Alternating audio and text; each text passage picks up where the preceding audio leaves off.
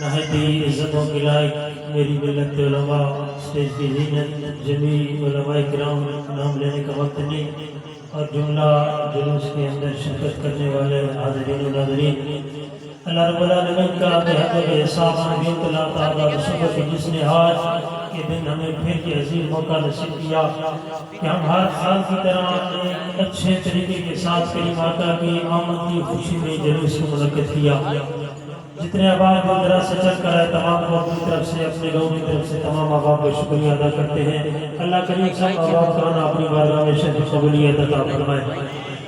دوستان جی ہمارا قرآن کریم قرآن رشید میں سے ایک آیت مقدسہ پڑھنے کا شرف حاصل کیا، اس کے ضمن کا دو تین حدیث مبارک اور اس کے بعد بات سننا، پھر ہمارے نام تشریف فرما آپ نے ان سے بھی کتاب سننا ہے۔ اللہ فرمایا قد جاءکم من اللہ نور، تحقیق تمہارے پاس آ گیا رب کی طرف سے نور، وکتاب مبین اور روشن کتاب۔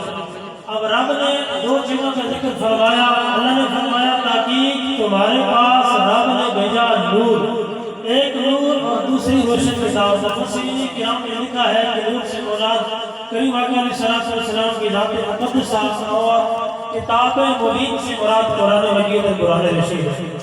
تفسیر ابن عباس کے اندر لکھتے ہیں کہ نور سے مراد جاء من اللہ نور محمد، یعنی محمد صلی اللہ علیہ وسلم، یعنی کہ نور سے مراد حضور علیہ السلام کی ذات مقدسہ ہے۔ اسی طرح تفسیر جلالین کے اندر بھی حضور علیہ السلام کے نور کا ذکر کیا گیا، اور بہت ساری تفسیر کے اندر کریم آقا علیہ السلام کے نور کا ذکر کیا گیا۔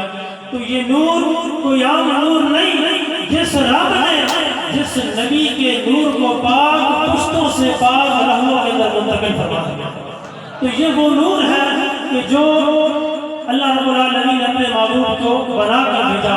حضور فرماتے ہیں میں آدم علیہ السلام کی پیدائش سے 14,000 سال قبل بھی نور تھا۔ علماء بیٹھے ہیں بڑی ذمہ داری سے بات کر رہا ہوں۔ حضور فرماتے ہیں میں آدم علیہ السلام کی پیدائش سے 14,000